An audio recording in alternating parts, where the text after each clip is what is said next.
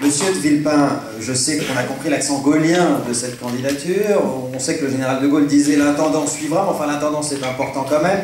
Il faut 500 parrainages, il faut de l'argent pour financer une campagne. Sur ces deux points, vous comptez faire comment? Et comment pourrait-on imaginer que dans une démocratie comme la démocratie française, un ancien Premier ministre qui a suivi un long parcours politique n'arrive pas à trouver 500 maires, conseillers généraux qui, non pas lui apportent son soutien, mais lui permettent tout simplement de concourir à l'élection présidentielle.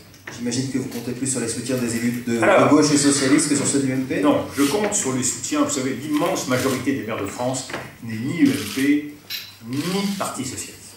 Ce sont des maires qui font leur travail et qui défendent l'intérêt général. Et c'est parce que nous avons le même objectif et la même ambition que je vais m'adresser à eux, continuer de m'adresser à eux, parce que ce n'est pas quelque chose que nous commençons aujourd'hui. Nous avons déjà fait un long travail auprès d'eux, donc continuer à travailler avec eux pour obtenir ces signatures, et bien sûr avec tous les Français pour que les moyens nous soient donnés. Ces moyens, ils vont commencer d'affluer dès l'annonce de ma candidature, et je souhaite que nombreux soient les Français qui puissent soutenir un candidat surprise, mais un candidat qui, depuis longtemps déjà, a marqué son souci de défendre les intérêts de la France. Donc vous misez sur un financement par des sympathisants qui vous enverraient des dons, c'est ce que vous êtes en train de dire? Ah oui, je ne mise pas, en tout cas pas au départ, compte tenu des réglementations qui sont les nôtres, sur un financement public. C'est le soutien des Français, c'est le concours des Français.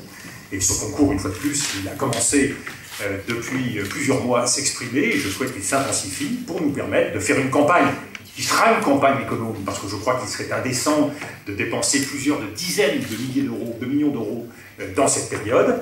Et je ne crois pas en plus que cela soit utile en quoi que ce soit pour la défense des idées dans une campagne présidentielle. Une fois de plus, ne nous trompons pas d'élection. Il ne s'agit pas de multiplier les manifestations, il s'agit tout simplement de faire passer un message aux Français.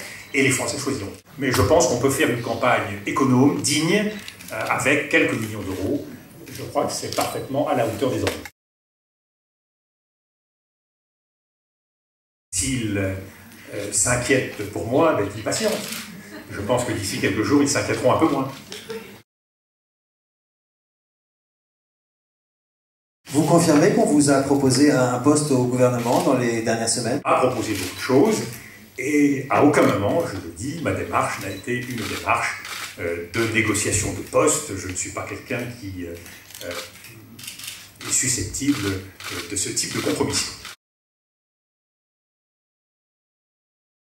Imaginons que l'intendance n'est pas totalement suivie, vous n'ayez pas les 500 parrainages nécessaires par exemple. Est-ce qu'on peut imaginer que vous puissiez porter la voix et le discours que vous venez de faire aujourd'hui à travers un autre candidat, un ralliement, par exemple l'UMP, qui vous demande de le rejoindre déjà? Je dis très clairement ici, le ralliement ne fait pas partie de mon programme.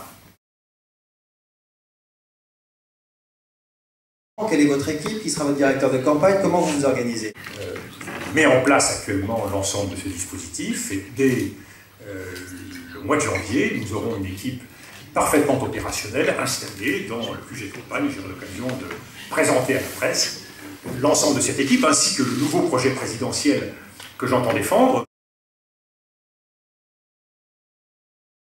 Vous avez parlé d'un gouvernement resserré dans votre discours. Quelles sont les personnalités auxquelles vous pensez pour ce gouvernement idéal? Vous voulez me faire beaucoup d'ennemis. Il faut tout simplement prendre les meilleurs. Or, les meilleurs, nous le savons, ils ne sont pas uniquement à droite, pas uniquement à gauche et pas uniquement au centre. Ils sont un peu partout. Des premiers ministres capables de faire face dans la situation d'aujourd'hui, ils ne sont pas nombreux. Pas nombreux. Vous avez beaucoup parlé de la crise, il y a quand même un point qui est important, il y a un traité européen qui va être refait. Est-ce que, comme le candidat François Hollande, vous dites, pour ma part, ce ne sera pas celui-là si jamais je suis élu, ou on reste sur cette politique qui a été menée et cet accord qui a été conclu par Nicolas Sarkozy et Angela Merkel? Souhaitons que cet accord puisse tenir plus de quelques semaines. Pour être franc avec vous, je n'en suis pas tout à fait sûr. Tant que le message ne sera pas adressé de la façon la plus claire par la Banque Centrale Européenne et par l'ensemble des États de la zone euro, principalement. Tant que le message ne sera pas adressé, que la Banque Centrale accepte de se porter garante en dernier ressort, eh bien, le risque d'hémorragie continuera. Ce qui fait défaut, c'est pas aujourd'hui tant la multiplication des mesures qui s'impose. Ce qui fait défaut, c'est prendre des mesures à la hauteur des enjeux. Et c'est une chose que de mettre la poussière sous le tapis, de multiplier les accords, de multiplier les sommets, c'est autre chose que de prendre les bonnes mesures. Je pense pour ma part qu'il faut un changement de politique de la Banque centrale. Je crois de la même façon. Comment vous convaincrez les Allemands? Mais c'est tout cela, l'art de la politique. Vous savez, j'ai suivi la relation franco-allemande depuis maintenant de nombreuses années. Le drame qui fait nous aujourd'hui, c'est que nous avons perdu l'égalité politique et économique avec l'Allemagne. Et c'est en grande partie de notre faute si nous sommes dans cette situation. Il faut donc rétablir cet équilibre. Mais nous ne pouvons pas accepter que la solution aux difficultés de l'Europe passe par la seule vision, par la seule décision de notre partenaire allemand. Je n'ai rien à voir avec cette affaire. Et, la rencontre sympathique que j'ai eue avec l'actuel président d'Hérault-les-Châteaux n'était sur aucune des bases d'aujourd'hui, puisque j'ignorais tout de cette affaire. Donc, toute interprétation malveillante est évidemment fausse. Et pourquoi alors, d'après l'écoute, vous allez nous dire peut-être que c'est faux, hein, mais d'après l'écoute, vous lui avez dit, on va en parler directement, vous faites arrêter votre voiture pour poursuivre la conversation loin du téléphone. Apparemment, vous avez écouté aux portes, non, pas du tout. Président. Je regarde ce qui s'est dit dans la presse et je vous demande si c'est vrai. Non, mais ce qui est vrai, c'est ce que je vous dis, c'est qu'à aucun moment, je n'étais informé de la réalité de la situation de ce dossier.